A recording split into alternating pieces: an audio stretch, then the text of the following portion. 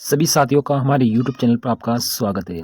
प्यारे साथियों, विधानसभा चुनाव चल आने वाले हैं और उनमें आप सभी की ड्यूटी अवश्य लगी होगी। तो आपको जब मतदान शुरू होगा तो उससे पहले मॉक पोल करना होता है। तो मॉक पोल करने के बाद आप प्रमाण पत्र किस प्रकार से बनाएंगे, उसकी एक सामान्य जानकारी आपको इस वीडियो के माध्यम से बताई जा रही है। वीडियो केवल आपकी सामान्य जानकारी के लिए है।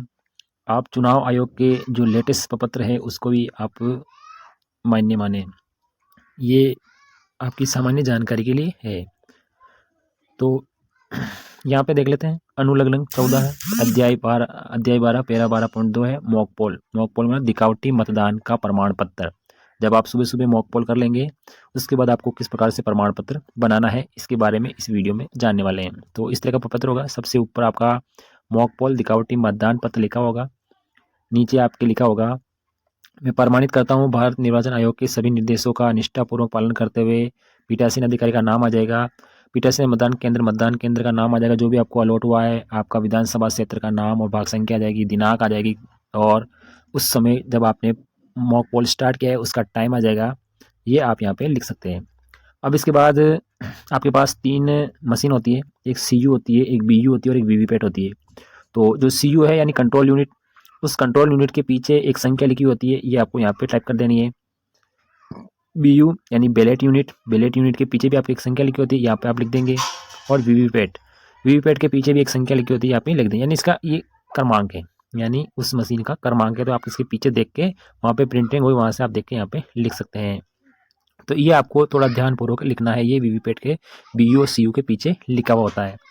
उसके बाद जैसे आप नीचे आएंगे, अब इसके बाद पहला पॉइंट आप देखेंगे। फर्स्ट पॉइंट में आपको क्या देखना है, आप जैसे फर्स्ट पॉइंट देखेंगे यहाँ पे देखिए, नोटा सहित प्रत्येक अभ्यर्थी के लिए दिए गए वोटों की संख्या मिनिमम 50 होनी चाहिए। अधिकतम आप कितने भी कर सकते हैं, लेकिन मिनिमम आपके 50 वोट डालने हैं। यानी आपकी जितने भी बैलेट यूनिट में जो कैंडिडेट है उस हिसाब से आप बांट लो कितने को दिया जाएगा, और नोटा भी आपको देना है। उस सहित आपके 50 वोट हो जाने चाहिए। सेकेंड पॉइंट ध्यान रखना है, ये सुनिश्चित किया गया था कि सही अभ्यर्थी नोटा का बटन दबाए जाने पर LED जल रही थी। ये आप सुनिश्चित करेंगे कि अभ्यर्थी नोटा बटन दबाए जाने पर LED जल रही थी। कोई भी अभ्यर्थी का बटन दबाए या नोटा का बटन दबाए उस समय LED जल रही थी। बटन दबाए जाने पर बीप की आवाज़ अच्छी तरह से सुनाई दे रही, ये आपको देख लेना है। अगर सही है तो आपको हाँ में यहाँ पे क्लिक कर देना है। उसके बाद थर्ड पॉइंट आप यहाँ देखेंगे, मॉक पोल के दौरान दिए गए वोटों का अभ्यर्थीवार विवरण आप यहाँ पे लिखेंगे। तो आपके जितने अभ्यर्थी है उस बूथ पे उस प्रत्येक अभ्यर्थी का ये इस तरह का प्रमाण पत्र है, यहाँ देखेंगे। सबसे पहले क्रम संख्या आ जाएगी, अभ्यर्थी का नाम आ जाएगा, मॉक पोल के दौरान डाले गए वोटों की संख्या, प्रत्येक कैंडिडेट को कितने वोट डाले गए यहाँ पे आप यहाँ लिख देंगे। CU यानी कंट्रोल यूनिट के द्वारा दिखाई जा रही वोटों की संख्या आप यहाँ पे लिख देंगे। और गणना की गई प्रिंटेड पेपर स्लिप की संख्या यानी वीवीपैट में जो दिखाई दे रही है वो आप यहाँ पे लिख देंगे। डाले गए वोट, दिखाया गया परिणाम, प्रिंटेड पेपर, यानी तीनों डाले गए वोट, दिखाया गया परिणाम और प्रिंटेड पेपर की जो वीवीपैट की स्लिप है वो तीनों मिलान कर रही है हाँ या ना में आपको यहाँ पे टाइप करना है।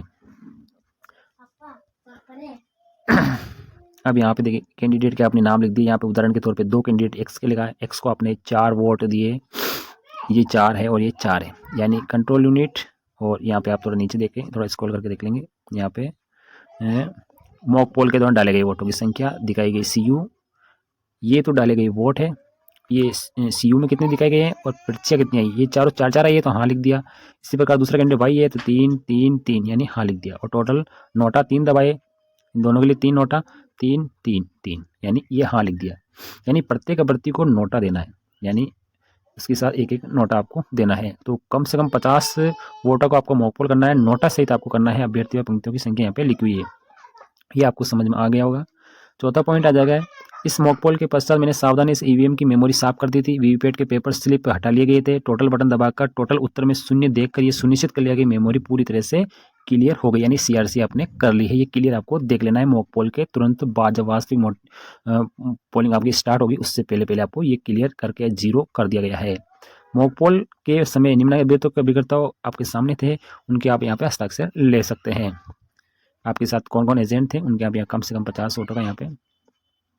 छठा पॉइंट आप देखेंगे, वास्तविक मतदान की शुरुआत में CU में दिखाया गया मतदान का समय और दिनांक आप यहाँ लिख देंगे। जो आपकी 25 तारीख है राजस्थान में, यहाँ पे लिख देंगे। एजेंटों के नाम यहाँ लिख देंगे, दल कौन से दल का है, अभ्यर्थी का नाम लिख देंगे और उसके हस्ताक्षर यहाँ पे करवा लेंगे। इस प्रकार से आप एजेंट के यहाँ पे लिख लेंगे। फिर अथवा के अंदर आप यहाँ देखेंगे मॉक पोल के दौरान निर्धारित समय में कोई भी मतदान अभिकर्ता उपस्थित अगर समय पे नहीं आते हैं तो 5 मिनट प्रतीक्षा करने के बाद मैंने कितने कर्मचारी आए थे और कितने बजे मॉक पोल स्टार्ट कर दिए। अगर आपके नहीं आता है तो उस समय फिर आप यहाँ पे डेट समय लिख देना है और पीठासीन अधिकारी यहाँ पे साइन कर देंगे। इस प्रकार से आपका मॉक पोल का प्रमाण पत्र तैयार हो जाता है। तो इस प्रकार से आप खुद भी मॉक पोल का तैयार करना है। सभी पीठासीन अधिकारी जब मतदान समाप्त हो जाता है आपको मॉक पोल का प्रमाण पत्र बनाना जरूरी होता है, या आप मॉक पोल के तुरंत बाद भी बना सकते हैं और ये बनाना ज़रूरी होता है। तो ये जानकारी आपको कैसी लगी है, वीडियो अच्छा लगे तो वीडियो को लाइक शेयर करें। थैंक यू, धन्यवाद।